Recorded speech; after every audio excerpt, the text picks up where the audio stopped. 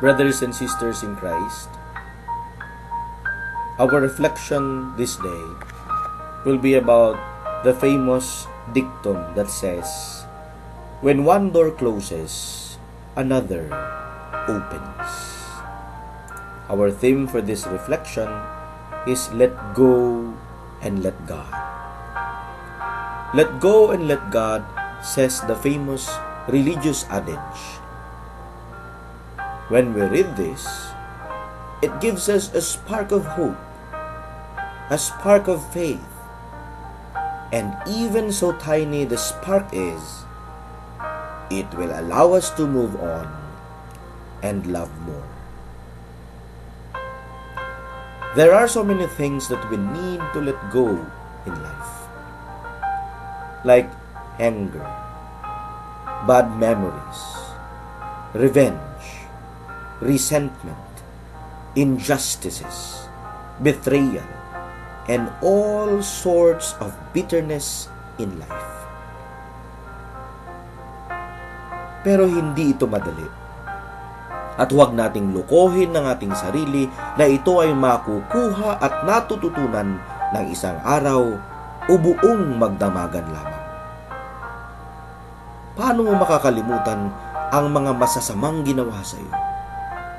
Tulad ng mga sakit na ipinadama sa iyo, parusang inabot mo sa kadahilan ng di mo maintindihan o di kaya'y alam mong wala ka naman talagang nagawang kasalanan, ngunit pinarusahan ka. At ang masama pa nito, ang mga palalo, hunyango at mapagimbabaw na may kasalanan, ang siyang malaya at masaya. Letting go or let go is just the initial step. It is our human capacity or efforts.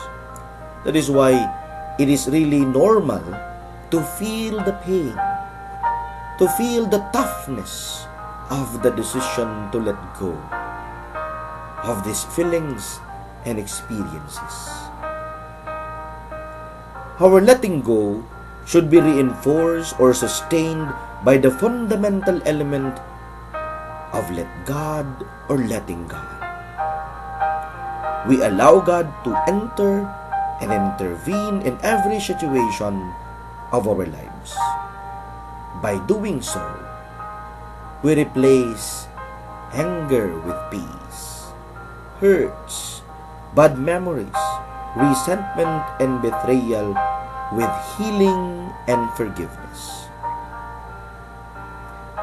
Kapag hinayaan at pinayagan natin ang Diyos na makilahok at makialam sa ating buhay at sa lahat ng pagkakataon, ang lahat ay naitatama, ang lahat ay nalilinaw, at ang lahat ay nagkakaroon ng pag-asa upang muling magpatawad, upang muling magmahal, at upang muling magtiwala.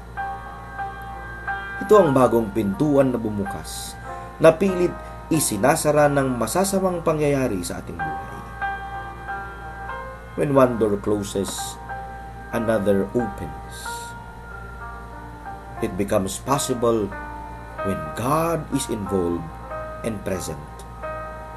For when God opens the door for you and me, nobody, I repeat, nobody can shut it down for us.